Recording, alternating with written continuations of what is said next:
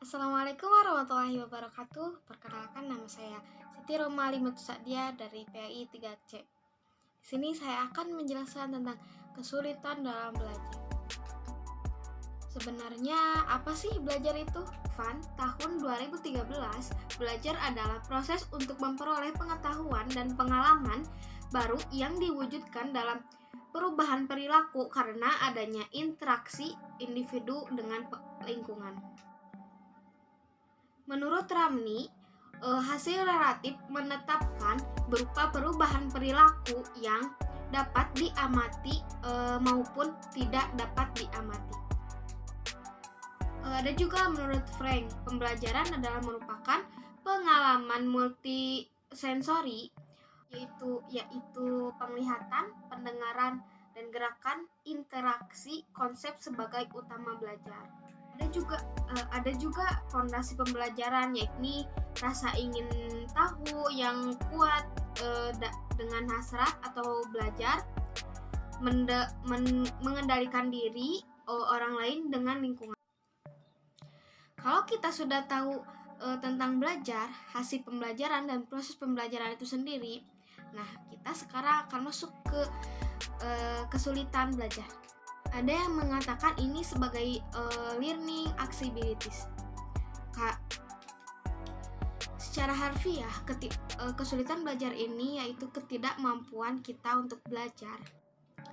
Intinya adalah ia sulit atau tidak mampu terkait dengan belajarnya, entah itu mata pelajaran tertentu atau hampir semua mata pelajaran. Istilah lain nih teman-teman, ada yang mengatakan bahwa kesulitan belajar itu sebagai learning difficulties dan learning difference.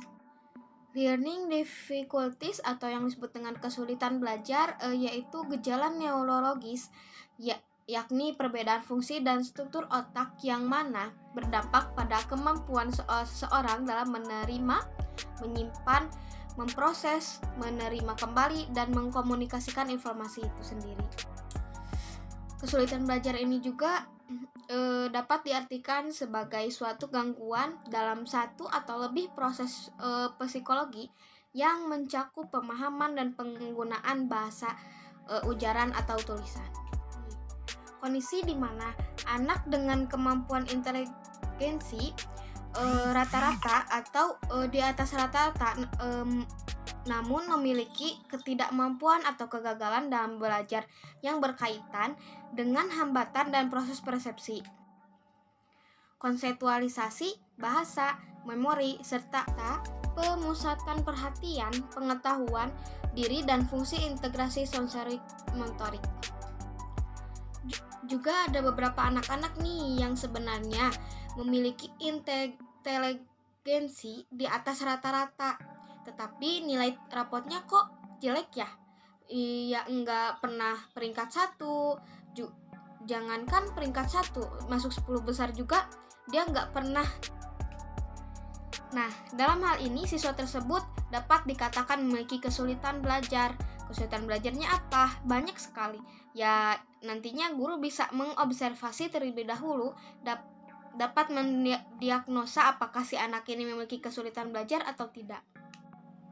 Ada klasifikasi kesulitan belajar tentang perkembangan pra-akademik dan juga akademik.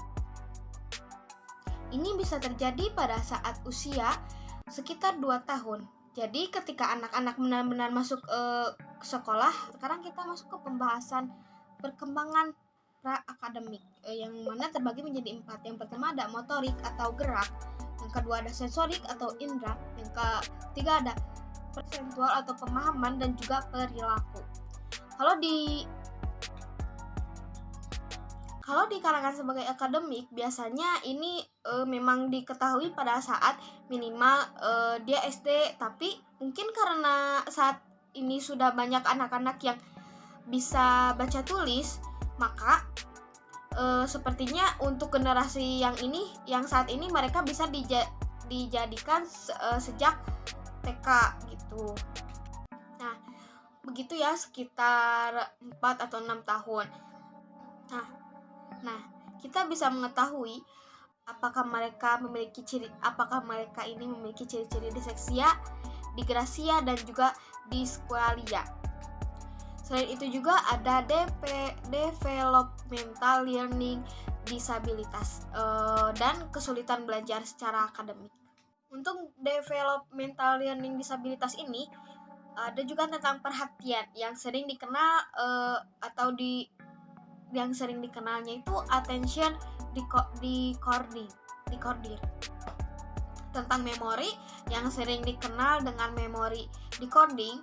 Jadi ada gangguan memorinya, ada juga persepsi visual dan motoriknya, dan thinking disorder dan language disorder.